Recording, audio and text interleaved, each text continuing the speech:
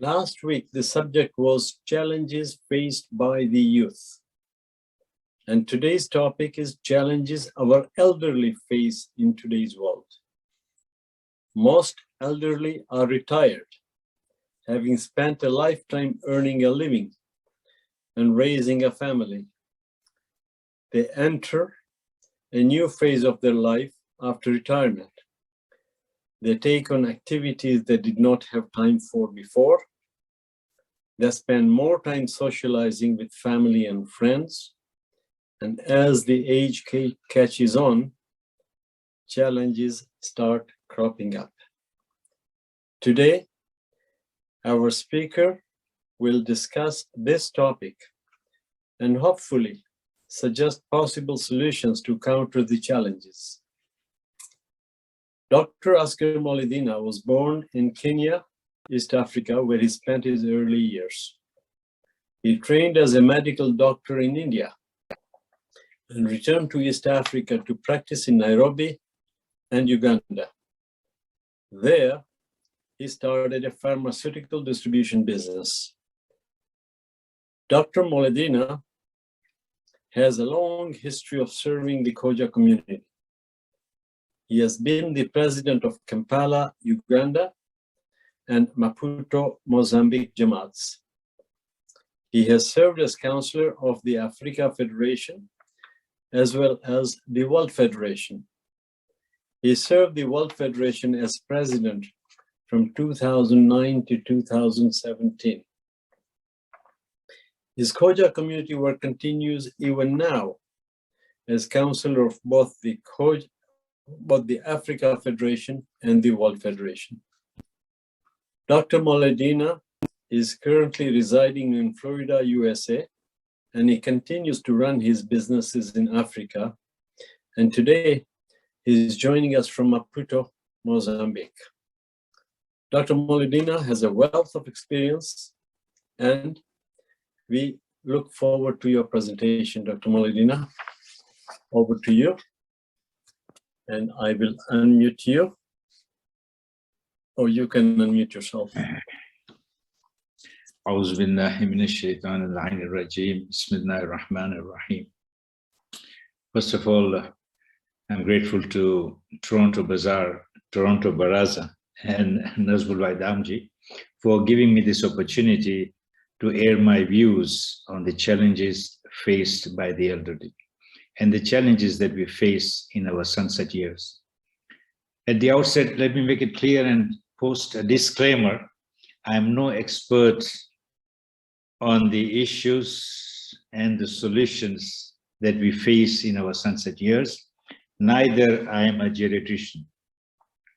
But I thought this was an opportunity to discuss together where I air my opinion, my reasoning from my experience of traveling throughout the world, especially during my 8 years as my tenure as the head servant of the Khoja community, where I had the opportunity to travel right from Auckland to Vancouver over the span of 8 years.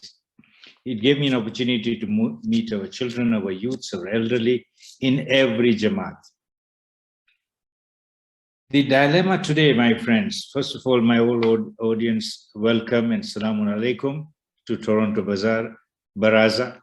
I believe this is the last session before they go into their summer recess, and inshallah in fall, they'll come back again. The dilemma today is, how do you define elderly? Most of the countries have set, especially in the West, have set 65 years as the benchmark where you transit into your senior stage. And they have special places available, which is only available for rentals or so to people over 55. So now the question arises, when are you considered elderly? Is it 55? Is it 65? Is it 75? Is it 85? Is it 95?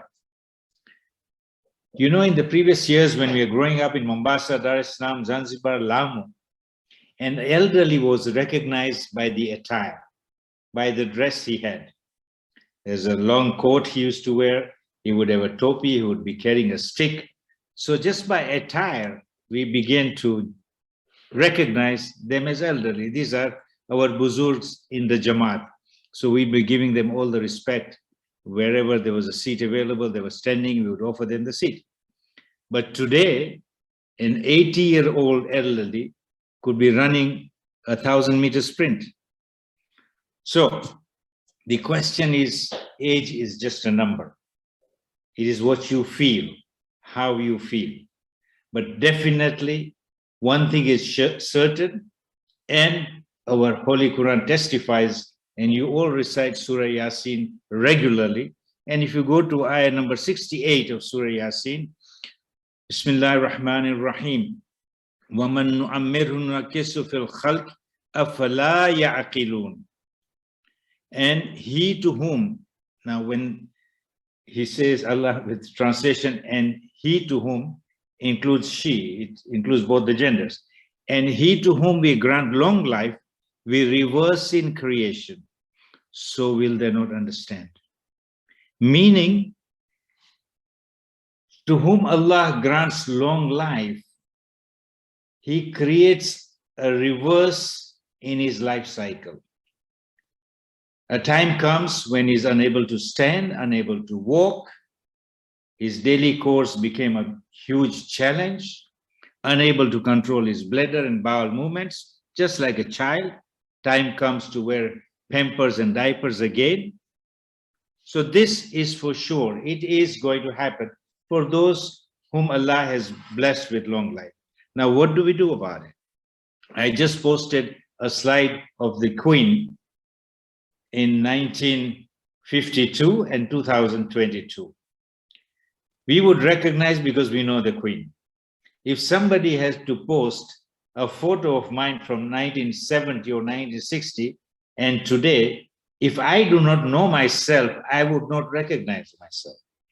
Because we changed so much in 50, 60 years that our vitality, our vigor, which was in the youth, changes completely. Our face changes, our body changes, our muscles change, our bone change. So I would be unable to recognize myself if I did not know myself. So what is happening today?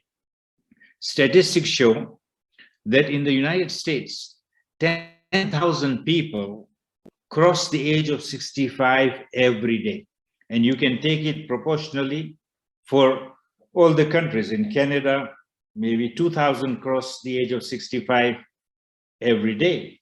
In India, it could be 30,000, 40,000, China the same. So the population trend is changing. As facilities, as healthcare gets better, longevity is increasing.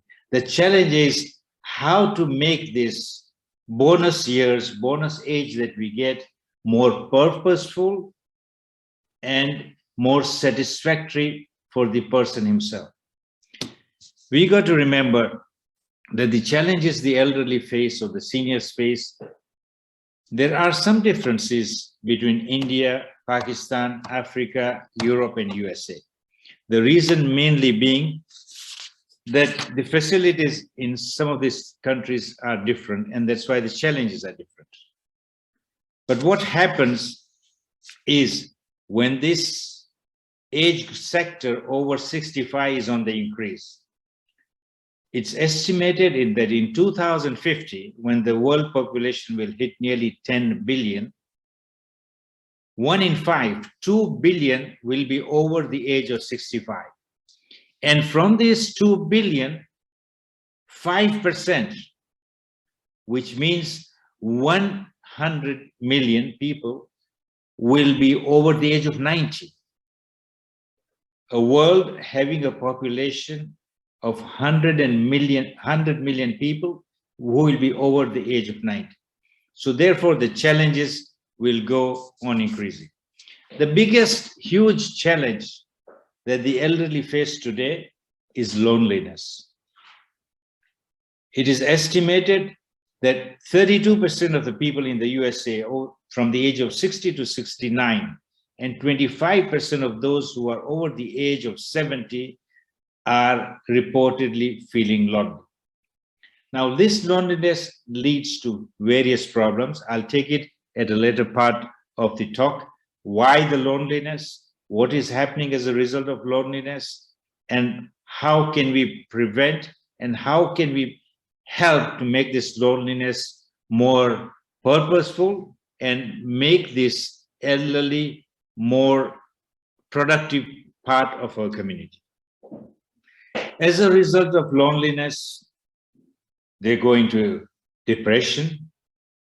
As a result of loneliness, staying alone, they are prone to injury. They have a huge challenge in performing their daily chores. They are prone to abuse and scams because they are lonely. All sorts of people will come to them, whatever savings they have, they'll offer them all sorts of investments, and sometimes they are huge scams that they become prone to. And then it leads to financial insecurity. The point that I wanted to make was, as a result of loneliness, a lot of these issues come about. Nazmul, when he's opening his talk of retirement, I believe the word retirement should not be in our vocabulary at all. Many, if not most, 70-year-olds are innocently in the decay mode, attitudinally and biologically. What happens? Retirement doesn't exist in nature, nor did it exist anywhere on the planet 150 years ago. It's a Euro-American concept that doesn't exist in many countries, some of which can claim the longest living citizens. It is a concept constructed for political purposes and has no relevance in today's world. Retirement puts us on a path to accelerated biological decline because it implies that winding down is preferable to staying in the growth mode. Unfortunately, we are given only two choices with our bodies and brains: grow or decay. Retirement, which is derived from the French word for verb retire, which means retreat or go backward, can put us on the decay path, and does for most of the elderly. What are the fruits of traditional leisure-based retirement? Here are a few that we see are not life-enhancing. It increases our isolation, which is a major killer. It leads to sedentary living. Despite best intentions, most retirees fail to maintain adequate exercise to sustain good health. There is self-indulgence. We are wired to serve. Retirement says you have paid the price and earned the right to be a selfish consumer and not a selfless producer. Removal of work from the lifestyle. Work is a key factor in longevity. Retirement takes us in the other direction. Fortunately, and very fortunate, especially in our community too, we are waking up to the fallacy and irrelevance of traditional retirement, as we find ourselves in the unfamiliar territory of having a 20 to 40-year longevity bonus.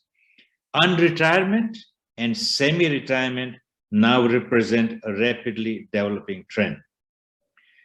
My dear friends, my dear sisters and brothers, retirement can be like an iceberg, drifting and with little of the realities of retired life on the surface. It can become a purposeless, drifting, unfocused time of life that can put us on the path to accelerated deterioration. A successful, healthy third age requires a plan, a sense of purpose, a direction. Without it, we waste the talents, skills, experience, and energy that still reside in us as a 70-year-old individual. Next slide, please. Now, let us come to see what we are doing and what is our history. Our history, I'll come to financial insecurity and planning for the future, frauds and scams we talked about. Now, our history shows as we migrated from the subcontinent of India to Africa, and then to Europe and USA. What happened in India and what happened in Africa? We were a very close-knit community. An individual's problem in a family became a family's problem. The family's problem became the community's problem. And they all sat down to resolve it. As we shifted westwards, this has changed, and the elderlies have stayed in complete isolation, many times away from their family and away from their community. So that help, which is really needed in the loneliness, is not easily available. Or if it is available when the community has functions and the elderly can go there. But this is a reality that we face. When we lived in Africa, we had our Imam Bargas, our mosque, as our center of activity. Everything was focused around our centers. Fortunately, in our big communities like Stanmore, like Toronto, Dar es Salaam, they have continued to do this. But since in USA, in Canada, and in Europe, we are spread far and wide. Many, probably more than 30–40% of our population stay far away from the centers and have very little connection to the centers to get this advantage to come to the rescue in loneliness. So therefore, we have got to find solutions to this, work towards solution. I am not a guru on that. We'll have to discuss together and perhaps form certain opinions, certain solutions, how we can do this. What have we done so far? Next slide shows what the Stanmore community has done during these times. Is one of the most active community in our Jamaats all over the world, which has so many programs for our seniors, like the Toronto Jamaat has done. Toronto Jamaat was the first one to start a residential sort of living area for the seniors, our Crescent Village.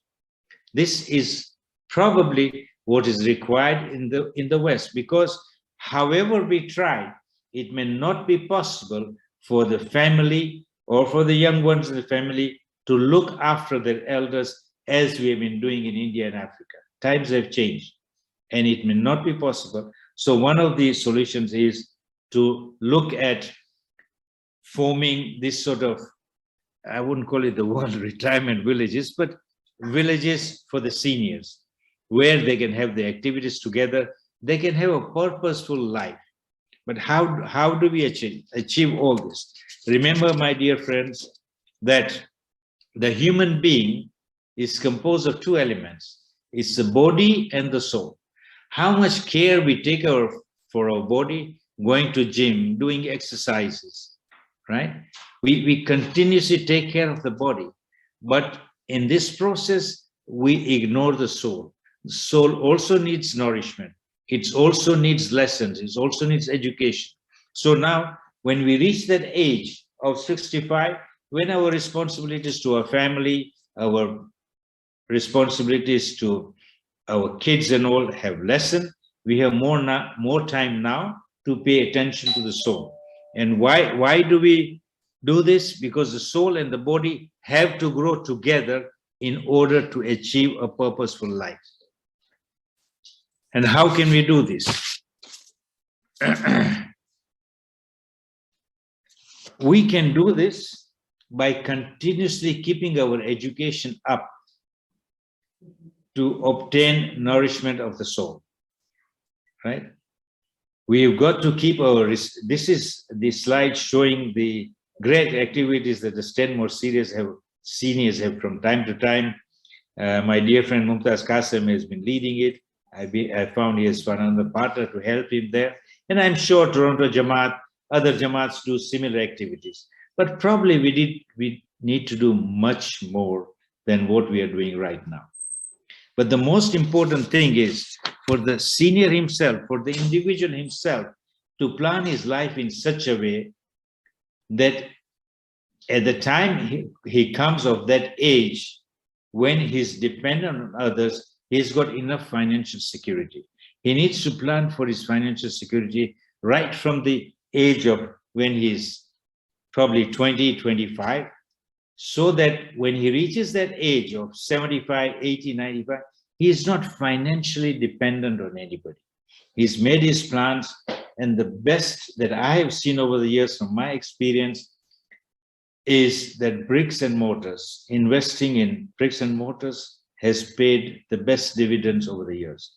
This is so far, I don't know, it could change, but this so far, if you are invested in properties over the time you in your earning life, then during your later age in life, 75, 80, it'll help you to keep yourself financially independent.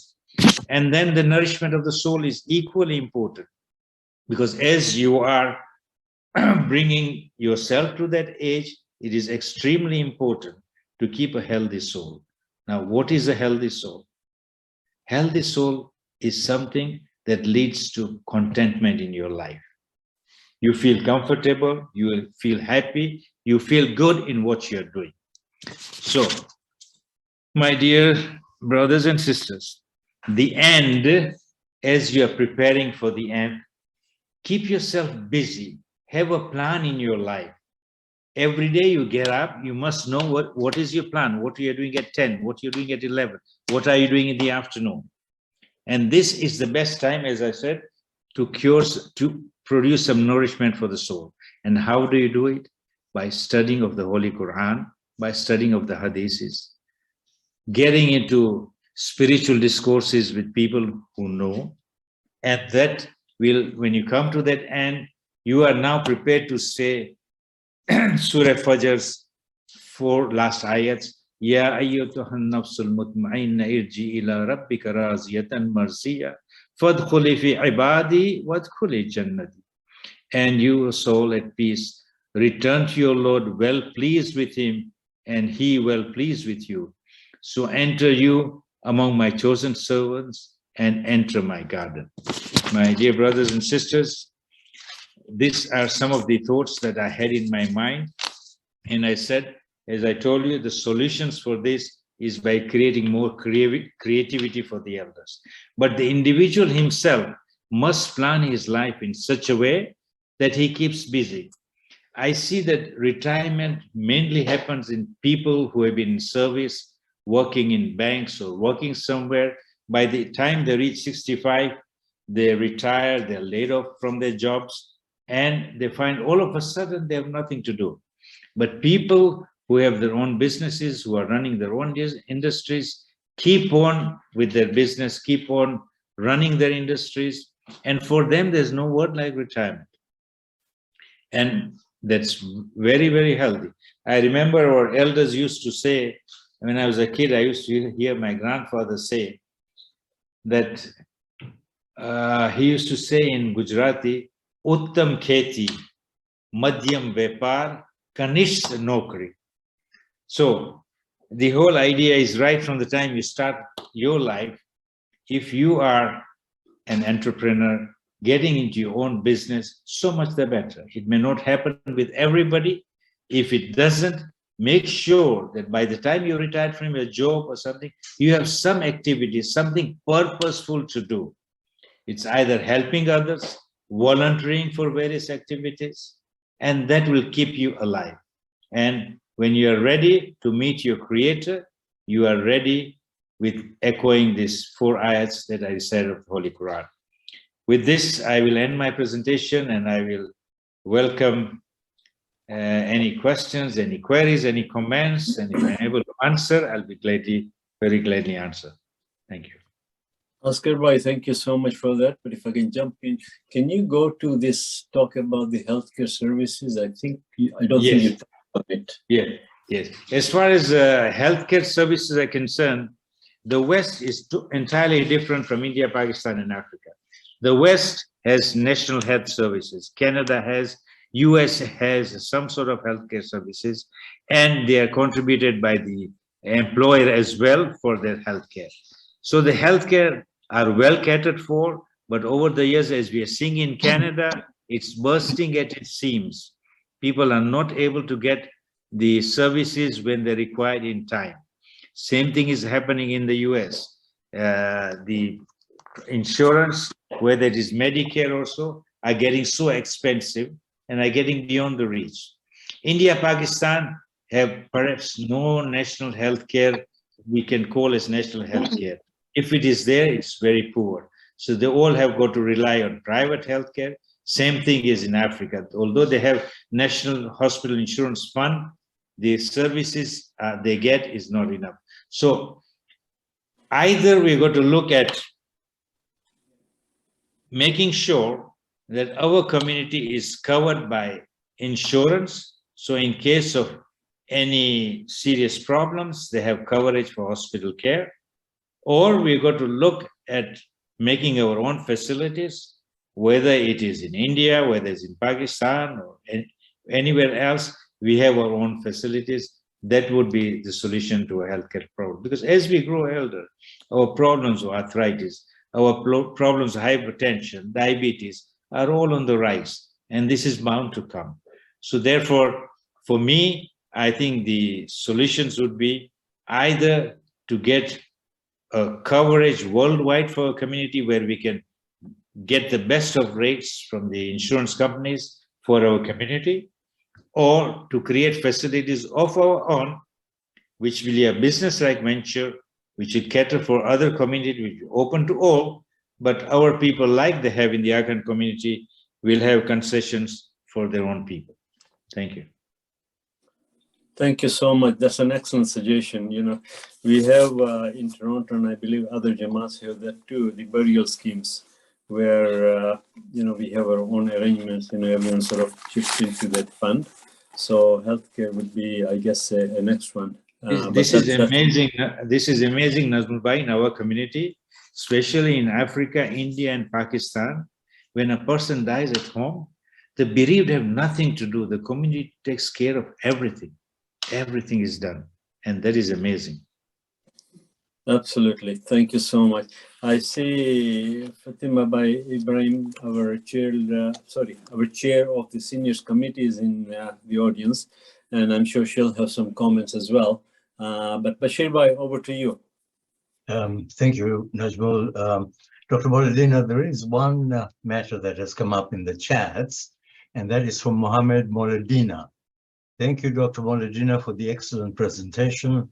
I agree with you that we need to establish senior housing, especially in North America. As our lifestyles change, where seniors are becoming more independent, and at the same time, children are moving further away from their parents due to their job opportunities, we need to establish not only senior independent living, but also assisted living and nursing homes. All this could be done by private entrepreneurs or by various Jamaats on profit basis or welfare basis for those who cannot afford such facilities. Your comments? Bashiba, I entirely agree, and I believe this is the opportunity to do it. I don't know of the base rates in Canada, but the US, for such a project, one could borrow under 3% for such a project. It'd be very easy for even the seniors to go on repaying as if they're paying their rent or even less than the rent. And if the onus will fall on a few individuals in the Jamaat who could take this project up, like our Jamaats in New York, in Orlando, where they're bigger Jamaats, even Minnesota.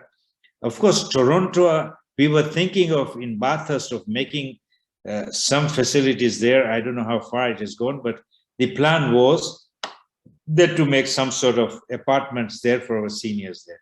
But I think it's a very good idea, and I think right now is the time to grab this opportunity where borrowing is cheaper in USA and Canada. There doesn't appear to be any further comments, but Dr. Moledina, if I may, you talked about age being only a number, and being where I am at my age, I find that it is more than just a number, because the various aches and pains tell me that. There's also, as they say, deterioration in your mental capacity, the sharpness that goes away with the advancing age. Now, a number of suggestions have been made, and I'd like your comments on that. One of the suggestions is to keep your mind alert and occupied so that it stays sharp and delays the oncoming Alzheimer process. The second thing is getting involved in all kinds of games and other activities. And there is even a mention of taking some tablets about improving your memory. What do you think? Bashir, I agree on the first two you said about the tablets. I'm not in the geriatrician, so I wouldn't know. There are so many of those, and it is a bonanza for this pharmaceutical industry because they play on our minds. But to me, I believe a healthy diet would be excellent to take care of. So many of these supplements are chemicals, are not organic, or are not natural substances. I do know that there are various natural herbal substances which the homeopathics recommend, and probably that would be something to look at as long as they are natural and they have no chemicals. The less chemicals we put into our body, I think the better off we are. But a healthy diet consists of green vegetables, fruits, a balanced diet would be the best sort of answer for us. But I certainly agree, Bashiva, with you that keeping ourselves occupied, active, is the best solution. Bashir Bhai, if I may, and Asgar Bhai, we have so many experienced leaders from the community in the audience, and I would really love to hear their views and comments.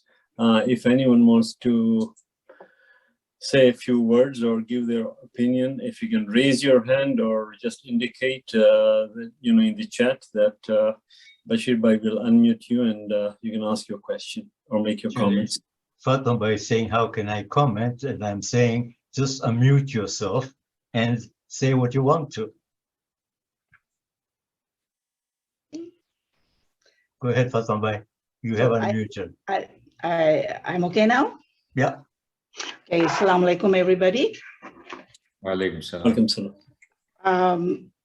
This is such a perfect topic, and Nazmul Bhai, I really appreciate what you have done by inviting me to this subject, and Dr. Moledina, you have shed such great light on this subject that was past overdue. So I don't have. You can call it a concern or a comment or what I see is what I would like to just put some my thoughts into this is I'm first of all very, very fortunate to be a member of this our Jamaat where you find the executives are also so young guys oozing with vitality and excellence, and our focus right now is 100%, I should say, or probably 99% on bringing up these children and young ones to come up and do this job in future. But there is so little, I must say, hardly any focus on the seniors. I have been invited to so many other nationalities to come and visit and spend a day with them. And I see, my goodness, they've progressed so much. 3 years before, I was a chairperson as well for 4 years. And during that time, I established exercise classes twice a week and yoga classes twice a week. I also started computer classes, lots of picnics and outings and all those things. But then comes a time where these things come to a stop. For example, there is no exercise, there is no yoga. It's because of the COVID. As much as I try, they are telling me that we don't have enough instructors to send them to you. I've already made the arrangements. They can come and see the mosque they did and they have approved that we will send an instructor as soon as possible. What I am saying is that the Jamaat, if they cannot build the houses and this or that, at least they should have some place where we can have our adult day program. We look something forward to. We sit together. We chat. We exercise. We pray together. This definitely improves mind, soul, everything. And what is best rather than to look for something to look forward to? Because you know what? At this age right now, we are coffin dodgers. If it's not today, tomorrow. So Jamaat has to get a little bit more involved in assisting how seniors can spend their time, just like young ones are spending their times at the mosque, outside, or whatever they are planning for them, camps or whatever it is. Fatma Bhai, How can we do that? Fatma Bhai, you made your point very well. Let Asgar Bhai comment. Thank you very much, Fatima Bhai. Thank you for your comments. And I certainly agree with you that COVID over the last 2 years plus has really put us back. But it has also been a blessing in one sense that so many online programs have started. So I believe now we have yoga online, we have exercises online, on Zoom, and sitting at home, we can do the exercise. I know that this is very different, and I can see the happiness on the face of people now after 2 years when they're able to travel, when they're able to meet. So as much as possible, we should try and, at the moment now, since the opportunity is there, we should try and physically meet. If you're going to have any sort of programs, if we can have the programs together. I remember that late Ashik Bhai Rashid had started a program in Birmingham among the co-age. He was in charge of the co-age community, seniors community in co-age. And he started a program every 3-4 months or so. He would get about 30 or 40 couples or so and take them on a tour of Madagascar or take them to India, Pakistan, and combine this trip together with, physically looking at all places, having some spiritual discourses on the way. And these sort of things can be started. Seniors would love and enjoy to travel and see the world. And if you can be arranged in a group together, that would be amazing. The other point is, when we say the Jamaat, we are the Jamaat, we make the Jamaat. So if we bring any proposals to Jamaat, 3-4 individuals get together and become a Jamaat and say, this is what we want to do. Alhamdulillah, Toronto has amazing facilities. They have the infrastructure and so many things can be organized. Unlike other communities, smaller communities, they do not have. They have to hire this place. But communities, Toronto is very fortunate that we have our own place, a magnificent place, very well built, where we have everything from sports to lecture theaters to have all sorts of activities. But what I would like to stress, now this is the time where we have more time to raise our spiritual standards, to raise ourselves spiritually. So together with exercises, together with yoga, if we can organize some spiritual discourses where we have wonderful lecturers, where we have an interaction, where there's a question and answer session also with them, to see how we can become better senior citizens of this community, of this country. The chat conversation is building up. I've got 3 more messages. The first one is from Batul A. Excellent presentation for seniors. Please have this seminar for 45 years old as well, so that they can plan accordingly. Thanks. And to think about transport arrangements for seniors, for ladies who don't drive, and they are not in Richmond Hill, so cannot depend on neighbors. That's a comment from Batul A. Do you have any comments on that? The earlier you start planning for your elderly life, the better, Batul Bhai. Because, as I said, your financial planning should start from the time you start earning your first penny. You plan yourself that in the next 30 years, what you want to do, what you want to put aside, so that when you are not actively engaged in earning money, you want to focus on other things of life, you will have a standing income coming. Very important. Now, your other about transport is a big challenge. Why don't you learn to drive? It's a beautiful thing to learn to drive. It's very challenging at whatever age. But anyway, this is just a suggestion. But if you really seriously do not have transport, then it is addressed to your local community, local Jamaat to find a solution. But one challenge would be, I know of 90-year-old, in our Rotary Club, 90-year-old women come to the club meeting driving themselves.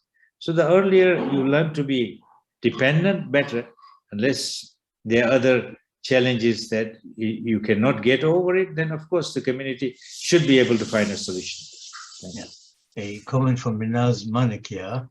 Salams, thank you, Dr. Moledina, for an awesome presentation. Senior care is very important to us all. You mentioned some cities having great senior programs. Can you share some best practices that we can look into locally? I am on the board of the senior center in our city, not Muslim, which is not utilized by our community members. Thank you, Minaz Bhai. Thank you, Minaz Bhai, for that question. I've been involved in, and I'm a member of Stanmore Seniors because I visit London quite often. And when I'm there, on Tuesday, they have an amazing program, about 4-hour program for seniors. And what they do is they have an exercise program. After that, they have a table tennis, they have a, putting green for golf. They have carom, they have all sorts of things to keep the seniors occupied. So maybe that is one of the things, but that can be done once a week. The other thing I think would be to organize more interactive programs for the seniors, where they can come. They have some distinguished speakers in various fields, specializing in various fields, whether it is based on religion or whether it's based on, our normal life, scientific discussions. And that'd be good to have speakers once a week, good speakers with whom we can interact and ask questions. That'll be a good thing. Organizing outings for our seniors would be a good thing. So these are some of the things that have been done. Most important is to keep ourselves occupied. Look at, you do very good work, Minaz Bhai, in Orlando, right? Get seniors, 10 or so seniors, visiting hospitals, visiting the sick people there. That'll give them some purpose in life, that they're doing something. And they're not orphanages in Orlando, but there are a lot of homeless people there, how to look after them, how to help them. So some sort of activities which will gainfully occupy them, occupy their mind and give them a purpose in their life, which will make them satisfied, inshallah. RR's comment is, the rents in USA have gone so high recently that most seniors cannot afford even after planning well. We need low-income senior place. Correct. This is, I spoke about that earlier. This is something that we must seriously look into it. And this is an opportune time to do it, because the base rates are rising. The earlier we can get into some, and all it needs is 4 or 5 individuals in the community getting together and getting up and organizing this, and this can be done. We don't want to leave this in the air hanging and nothing happens. All right. Bashir Bhai, if I can just butt in, please. I'm so sorry. Mhm. Asgar Bhai, you mentioned loneliness, which is a major problem. And I think you also talked about, your plan ahead, plan for retirement activities, etc. Do you want to say, a few words on that, maybe expand on that? Because that's a major problem. Yeah, Nazmullah, the one point that you wanted to make is, sometimes you become lonely. You've stayed with a spouse for 50 years and you lose a spouse. You're not suggesting change your spouse, right? No, I'm not. I'm suggesting you lose a spouse, right? Okay. Okay. You lost your spouse, now you're alone. You are more lonely at home. The community can do everything. You'll be in, 3-4 hours, you'll be there. But at home, you're lonely. And especially in the case of widow, it becomes terrible. Men will still be able to go out, go here and there. But what does the widow do? And unfortunately, remarrying, especially for a widow, is sort of looked down upon, is frowned upon. How can this lady marry again? She was with her husband 50 years, the kids are big. The kids are all settled, they are gone away. The lady is alone. So this is something that we are going to educate our people. It may become a necessity that if a widow wants a companion, wants a spouse again, she's lost a spouse, it should not be looked down upon. It should not be frowned upon. It should be encouraged, in fact. And the same thing for the widower. So this is something that we need to look into. Yeah, actually on that very matter, RR has made a further comment. Also, we should try to see if we can match single men and women, so it might get rid of loneliness and share costs. So I guess he added an extra aspect of it, of sharing costs. Anyway, Leila, I believe there is no further comment on that. So Leila is saying we cannot depend much on fresh foods anymore due to the soil being depleted of nutrients in it. Plus, there is a lot of GMO foods. How do we then make sure if we have proper nutrients in our bodies without depending on artificial vitamins and minerals? Jazakallah. Yeah, Rashid, I know of many people today, and I know personally in Africa, in Europe, and in America, have started growing their own vegetables and fruits in their own gardens. Yeah. So this may be one of the things to have a cheaper option. Otherwise, you go and search for organic foods. Or more expensive. Absolutely. There are no further comments. I don't know if you want to have general discussion amongst people. There is a comment here from Dr. Haider Fazil from Toronto, and this came directly to me. Enjoyed the presentation. Couple of comments. We should all have hobbies and also try to keep active. The value of social activity is probably more important than anything else. This is where I think community leaders have to concentrate and develop programs to enhance personal interactions. And this addresses partly the loneliness issue. Yeah, I agree, Nazmuba, with Dr. Haider Fazil. You know, our life, we should have a plan for, if I'm going to wake up tomorrow, I have a plan what I'm going to do. What happens with most of the seniors, they don't know what they're going to do. They wake up in the morning, they have no plan. Okay, Masjid ma gainche to jasu, but there's no other plan what they are going to do. We must have a daily plan in our lives. What I'm going to do at 11, what do I do at 1, what do I have to do? Am I going to play golf? Am I playing tennis? Am I going to meet some friends? What am I doing? So we must have a proper plan, and that will keep us very active. They'll keep us mentally alert.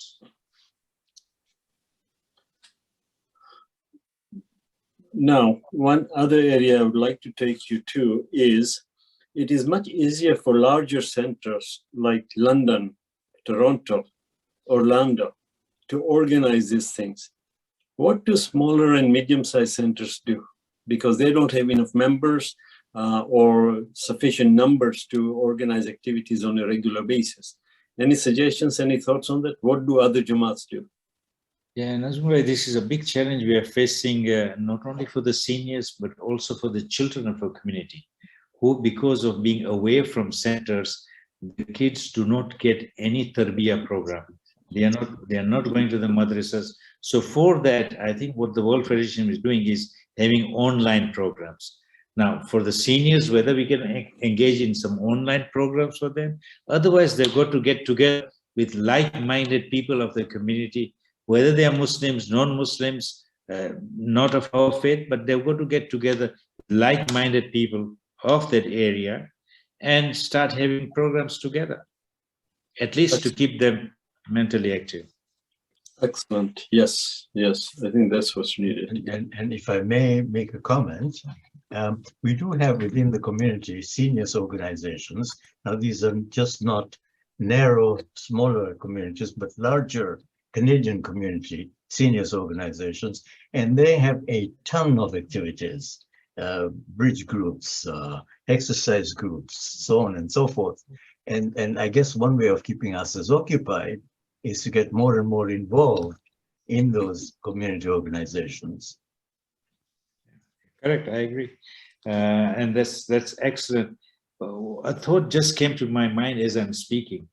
Bashir Bhai, Nazmul Bhai, and everybody in the audience.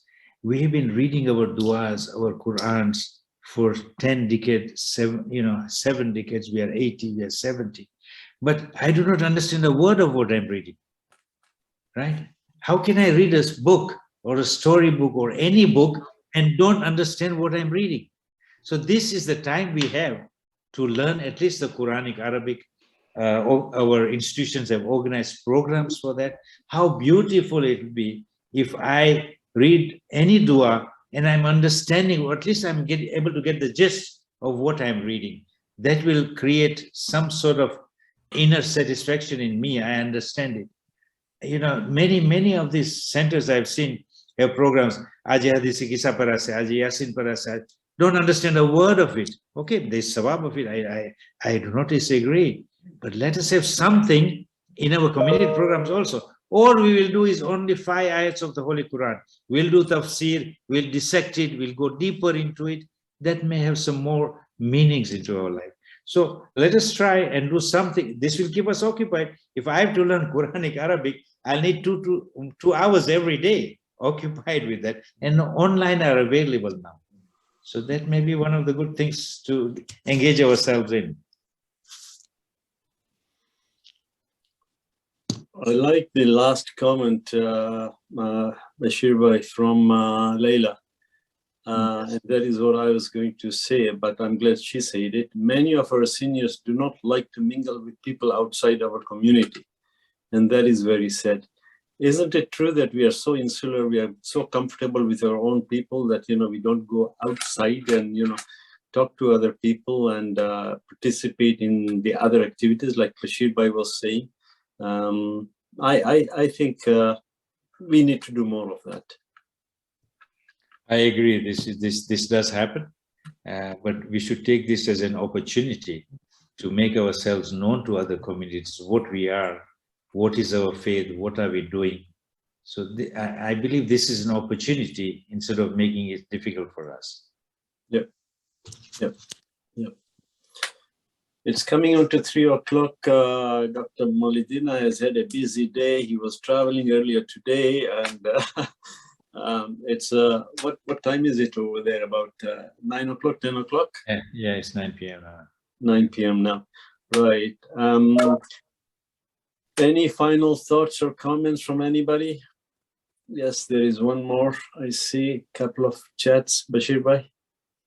There is a couple of this that's at Leila, because we have food restrictions and some have mixed gatherings and dancing, etc., which is not comfortable for most.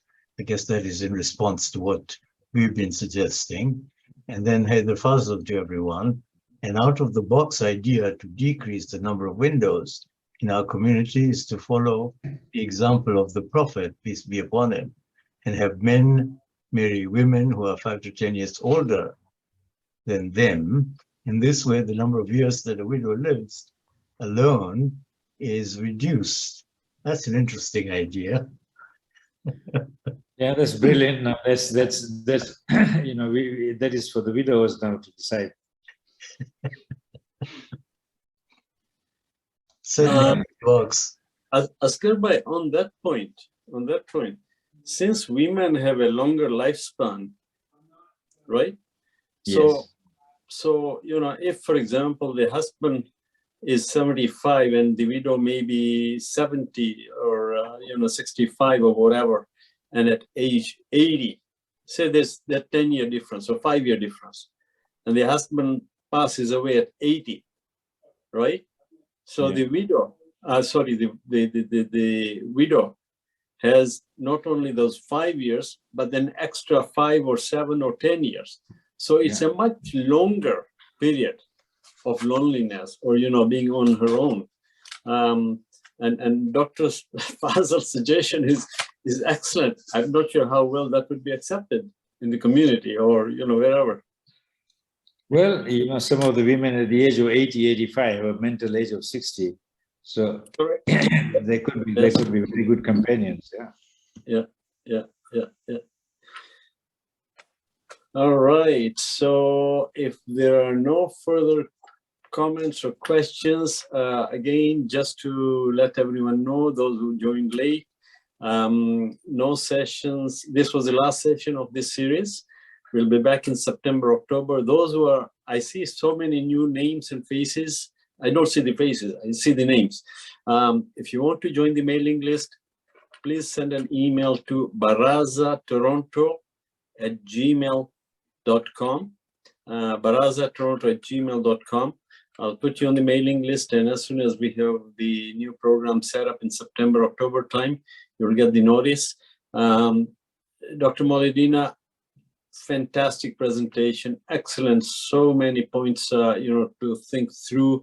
And, as you say, that we are the Jamaats, we are the community. Don't leave everything to the management or the executive or whatever.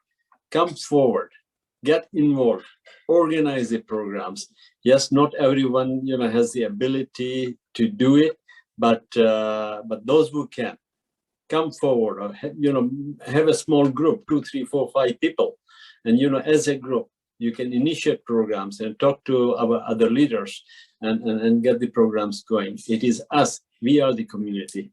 So Asgar bhai, thank you again so much for agreeing to do this and for the time you spent preparing for it. And I know you're a busy man, so really appreciate that. Thank you. Thank you very much, Nazmul bhai, and thank you, Bashir bhai. It gives me such a pleasure to interact with the community. My best hobby is traveling and meeting our community all over the world. I enjoyed meeting new people, and it's really a passion for me to meet new people, to look at their challenges, and to discuss together how we can overcome some of these challenges. And so thank you very much, and thank you, the audience, for listening to my 30, 40 minutes or whatever I had to give. Thank you.